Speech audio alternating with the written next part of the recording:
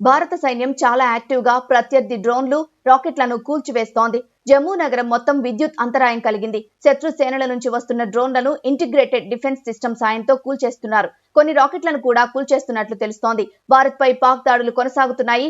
Jammu target గా Pakistan drone దాడులకు దిగింది. జమ్మూ ఎయిర్పోర్ట్ పై రాకెట్ తో దాడి చేసింది.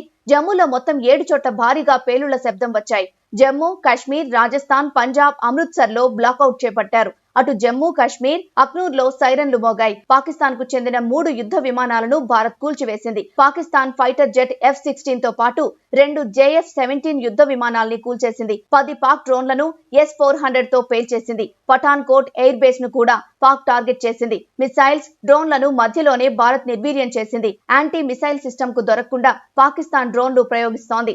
యాంటీ డ్రోన్ సిస్టమ్ తో పాక్ డ్రోన్లను కూల్చివేశారు. సాంబా సెక్టార్ లోనూ పాక్ దాడులకు తెగబడింది. అయితే పాక్ దాడులను భారత్ సమర్థవంతంగా తిప్పికొట్టింది. జమ్మూ కాశ్మీర్ లో ఇంటర్నెట్ సేవలు నిలిపివేశారు. పూంచ్, కుప్వామా, సాంబా సెక్టార్ లో భీకరంగా కాల్పులు కొనసాగుతున్నాయి. జమ్మూ వర్సిటీ సమీపంలో 2 డ్రోన్లను భారత్ కూల్చివేసింది.